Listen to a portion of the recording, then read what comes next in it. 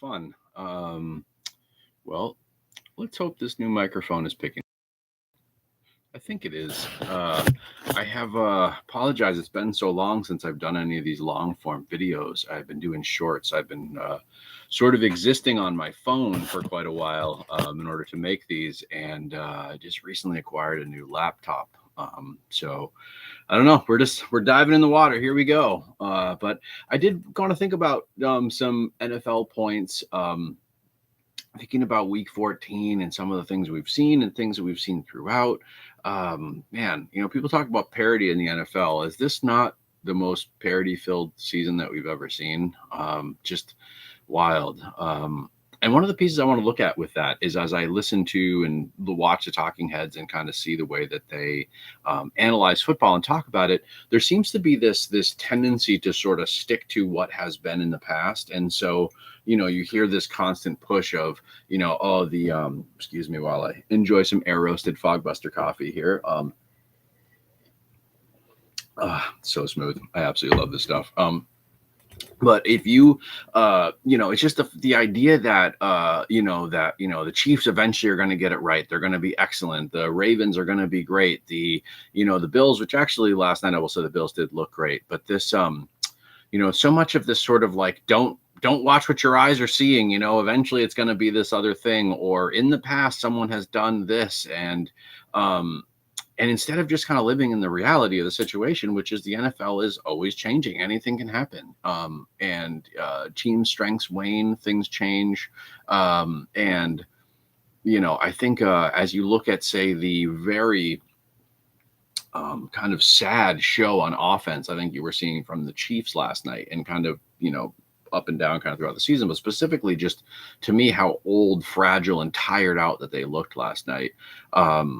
I think is sort of very, it's something we're paying attention to. Together, defense looked great, but the team just did not look good. But yet you'll have people swearing up and down that this team is still incredible and going to make the Super Bowl. It's kind of crazy to me. But yet, teams, like the Denver that's been surging, the Patriots that are surging, these, even like Carolina Panthers, they're not a real team, but their record's as good as these other teams that supposedly are so great. So, I'll stop sort of talking in circles, but the thing that really has occurred to me that I don't really hear anyone talking about is I think a big thing about this season and why it's become parity like this. I mean, for the Chiefs, I think it has to do with just attrition. I think they're just tired. I also think their players are old. I think their high variant style of play lends towards losses potentially anyway. But I think it actually has to do with the strength of this draft class. Like, I know the first few picks, that first round didn't have these elite guys that people wanted, the first couple of picks, quarterbacks and whatnot. But when you think about the depth of the line help, the depth of running backs, the depth of tight ends, the depth of linebackers, of depth of edge rushers in places lower down. But I mean, just the skill and talent that got spread around this season through this draft, I feel like literally raised the floor of kind of all these teams. And I think that's why you're seeing as the season going on, this shift in kind of strength and whatnot. I think another piece about it too is that as the NFL's gone on and they've created this sort of story of how they're concerned about player health and how that's why they're tackling is different and all these things are going on supposedly to protect players, and why they don't really let them practice and are not allowed to hit each other during practice. They can't do two-a-days. They're very limited as to how many weeks of practice they can have. That all of this desire to sort of keep players healthy supposedly actually seems to just basically make it where you just have a massive slot of everybody injured, because essentially people aren't really seemingly able to condition their bodies to real game speed. And I think the other thing you see is with the way that they have allocated away real defense, the way they can't tackle people naturally, all these weird, strange, sort of stretched out side tackles and things that they have to do. And then additionally having like quarterbacks, people like, Jaden Daniels or, Bryce Young, Kyler Murray, guys that really, basically should be playing baseball. Like they're although they have great physical skills, they're really too small to be in the NFL. And the only reason they're able to be in the NFL is because we don't allow them to get hit. They can't really take, massive damage. So, that you know, it's, so, and the point being is that because you have players who think that they can't get hit, they run around and put themselves in very compromising situations. The way you saw Jaden Daniels' arm get bent backwards, he's way too small to be trying to run through defenders like that.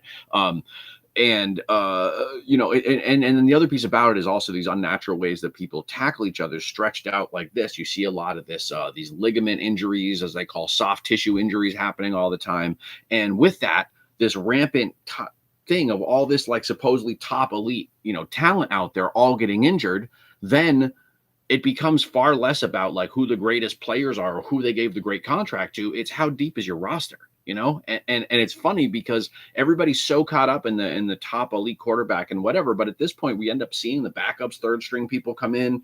And it's again, I think that's where the parity comes in. I think part of the parity is just the is the people that the money that they make to be on TV to talk absolute nonsense. Like people that just, I kept talking about the other day. I was talking to someone about these people on TV who supposedly know football, who keep using the term hook and ladder play. Hook and ladder.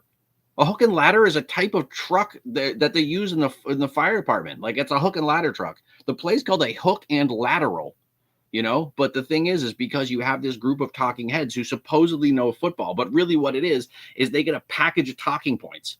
And then you watch them all kind of rehash the same talking points. But then what's funny is when you hear them all use the same wrong term, hook and ladder. And it's like, because at some point in time, somebody misunderstood that word and they probably equated it with the firefighters. And someone was like, oh, that's cute. I'd rather say hook and ladder than hook and lateral. But hook and ladder is not a play in football. It's a hook and lateral. Like, literally the person runs. I mean, people think it's a hook route, but a lot of times it's not actually a hook route. A lot of times it's like it can either a deep or shallow cross. It's usually something more like that. It's really not a flat. Sometimes it'd be a flat, but it's like a short sort of cross or short out, kind of like that. But generally it's kind of a cross. And the person, what they do is they take the ball and then they physically hook back, generally with themselves. They take their body, when they catch the ball, they're hooking back. And in the process of hooking back, they throw the ball back to someone else. So they lateral the football. And then the person who gets the lateral then advances the play. And the idea with that is you're creating motion, where essentially you're trying to get the defense going in the other way. Say on the other side of the field, you're hooking around and then you're trying to create lanes that this person can run through. And hopefully in that time, your defenders have move overs. You got blockers down the field. But yeah, it's a hook and a lateral. You know what I mean? But anyway, I don't need to. It's just silly to me, like people, because I don't make money talking sports. I just talk sports. I think it's funny. It's obvious. I mean, it's like clearly, like, I don't, look at my crazy hair and it's just whatever. I don't care. It's just, but it's amazing to me. Because to me, I just feel like it's like when you listen to these guys, talking about how Mahomes is the greatest quarterback of all times and it's the dynasty and Brady's irrelevant and he's the greatest thing. And it's like, but fun. I mean, it's fun to hear you say that, but the reality is the reason Mahomes was able to do what he did is because you've taken the NFL and turned it into baby food. Like, this league is nothing. You don't have real defenses. How could a guy who can't operate under center be the greatest quarterback of all time? Are you effing kidding me? Yes, he's been successful in what he could do, and it's very exciting to watch him. Again, these high variance. It's like people talk about Andy Reid, the greatest offensive mind. Well, maybe. I mean, Andy does scheme up some very cool stuff, but at the end of the day, their offense is kind of dog-ass. You know what I mean? I mean, the reality is it's kind of shite, dog shite, as we could say. Is that because they're, basically it's kind of he has kind of a scheme, but they expect it to be broken. One, because Mahomes can't operate under center, so he's going to have to run around and do some kind of backyard stuff, and then hope that someone comes open and throws these big chunk plays that maybe they get it. And if they do, holy cow, they can get you, But that style of high variance play is not something you can count on all the time. And again, when you have a guy who's like 20 years old or whatever, in his low 20s, running around doing that stuff, he probably can. But now when you're 30 and you're a little fatter and you're a little more of a dad and your other guys are a little bit more tired and, you may not be able to just get it done, And the other piece about it, which I feel like people don't even get into, really equate it, is like this idea about refs. You know what I mean? And people are always like, they're cheating for the Chiefs, or they're doing this or doing that. Well, it could be, but to me, that's not really the story. Is not who they're wanting to win or lose or whatever. to me, it has much more to do with the fact that the NFL has money to be made in sports betting. They have a vested interest in sports betting. So gambling is something that they themselves can make money. Money can be generated from it. And so when you think about that, sports gambling, that, the high variance style of play, someone like Dak carries out, what the Bengals were doing the last couple of years, the Ravens, in particular Mahomes, that high variance style of play where it's one play and it can be, a massive catch and it's all this points, or a ref throws a flag or something happens where it's a judgment call kind of play where you sort of have to wonder what way it went. The NFL loves that stuff, in my opinion. And moreover, the referees, the officiating loves it, and that piece, and particularly the sports betting, loves it. And why do they love it?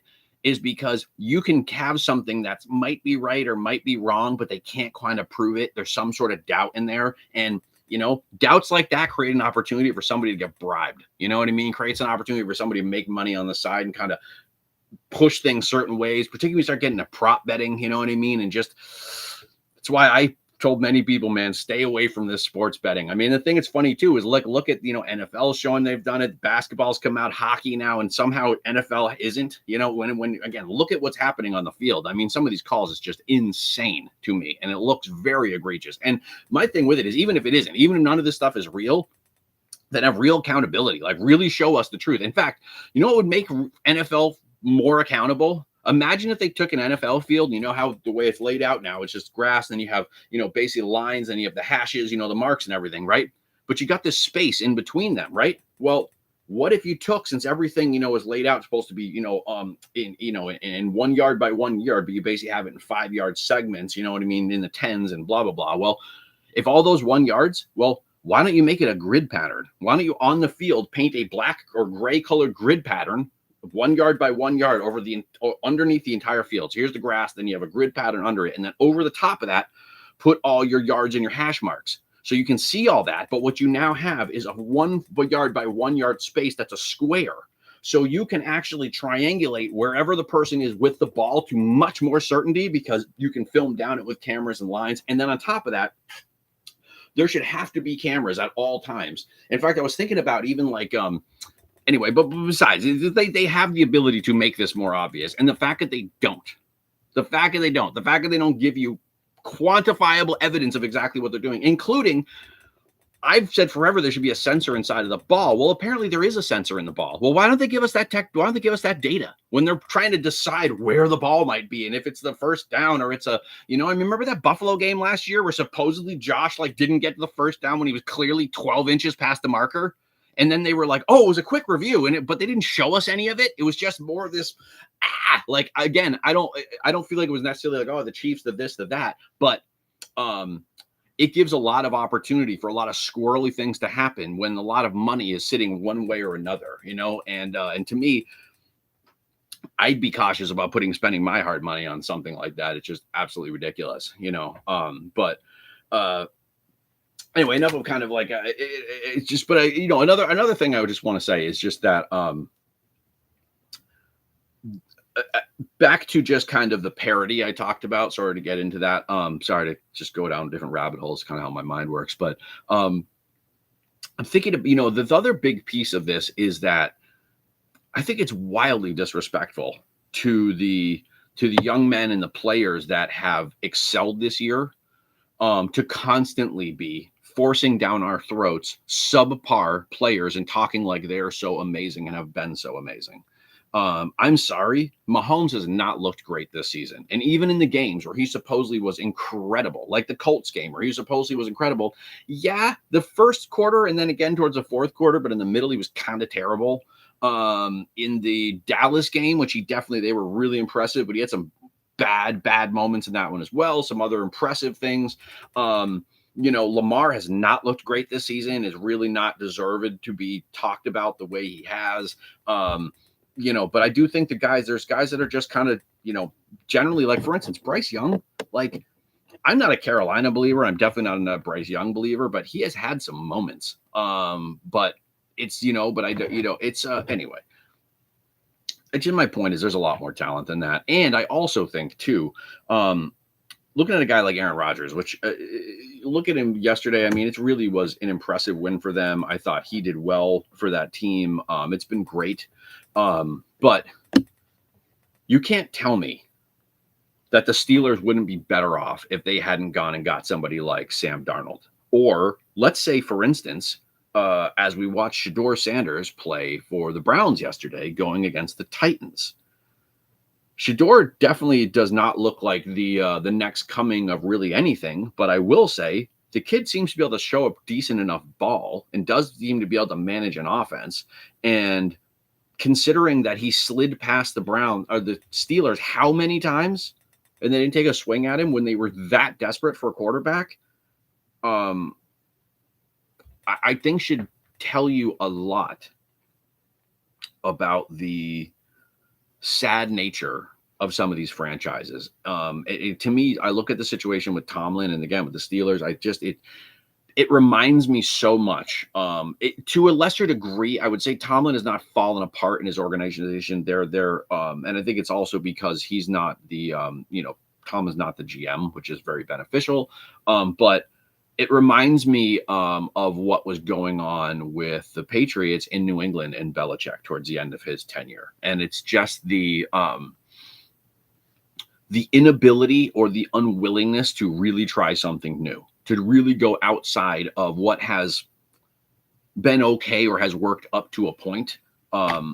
Belichick, I think it was more so egregious than what you're seeing with Tomlin. Well, let's just say the Belichick piece. To me, Belichick, it was his own hubris more than anything else. The idea that I just know better than everybody. And in fact, I'm going to do what literally are probably stupid things because I want to show that I know better than everybody. But the other piece of it was when you had that brain drain, when you had lost guys like Ernie Adams, when you'd lost guys like Dante Scarnecchia, when you had lost, just incredible minds that were in his building and didn't have those wise minds to bounce information back and forth off of, surrounded himself with sycophantic ass kissers, and then decided to just, smell his own farts and decided to be like, we're so wonderful, we're just going to do it our way, and then horribly destroyed the legacy of the Patriots, one, because of his hubris, but then additionally with the hubris, his unwillingness to spend any money on the offense or ever even see the benefit of it. And I see a much lesser degree of that with Tomlin, but I do see this rigidity to only defensive ball and also this willingness to focus much more on not being blown out in a huge way than ensuring that we're going to go for the wins, that we're going to get those numbers. And I feel like you're sort of stuck in a pattern of sameness. I will say though that they're doing better. The Steelers are doing better than what I thought they would. And Rodgers did much better in the game yesterday than I thought he would. I thought as his weather continues to get colder that he's going to look rougher. And I thought it was, it was a pretty impressive game for them all the way around. So I will definitely will give them that, but it just gives me pause about the continued relationship between the Steelers and Tomlin. It just doesn't seem copacetic any longer. I was texting a friend of mine and was saying how I thought that at this point in time, I could see him getting out of there. I think just not because he's a bad coach. I just think it's time for something new. And I thought about the three places that make the most sense for him to go to that he'd probably want and that would probably want him would be the Ravens, the Browns, and the New York Giants. And obviously the Browns and the Ravens don't make any sense because I don't see the Steelers letting him go to the AFC, and I definitely don't see them wanting him to go in division. So, but I could see why Tomlin would want to be there, and I also see why those franchises would want him because I think he would make sense with their situation plus the personnel that they have. But the Giants is one that makes a lot of sense. One, they already have a trade history, so that you already sort of have those line of communication open. It's another bigger market, but it's not a massive move where Tomlin probably could do the job without having to uproot his whole life. And the just also, if you look at what the Giants have, I know that there's this sort of desire to want to lean into we need some offensive mind for Jackson Dart, and we need but I was trying to say to my buddy who's a Giants fan, was start's going to be fine. Your offense is going to be whatever. But for you to have had that stack of talent, I mean, to have the pass rush that you have and the defensive lines that you have and what you have going on in New York, and for it to be that anemic and that just absolutely flaccid as the defense, I mean, that's an absolute travesty. And what you need is somebody who's going to come in and set the standard like a man and really say, this is what the deal is. This is how we succeed. And also somebody who's going to have the cojones enough to check Jackson Dart and let him figure out that no, you going out and intentionally getting yourself injured does not make you cooler, and it does not help your team. Yes, play aggressively, but play intelligently, and you need somebody who, again, is going to talk with enough authority to make the child listen. And I think Tomlin could be awesome for that. Yeah, I have so many more things to say and to share in time, but I actually got something else I got to run off to. So I guess we're just going to cut this off here. But it was fun to kind of see how this new laptop's working. It'll be interesting to see if the volume's loud enough that anybody can hear me. I will have to go through the process of figuring all this out. May get another microphone, some way to use. But anyway, hope you enjoy. Talk to y'all soon. All right. Oh yeah, I think there's a new donation link somewhere. If you ever want to do that, there's some Cash App link. If not, I don't know. I don't expect to ever make any money from this, but if it happens, hey, I won't argue with it. Lot kids are us.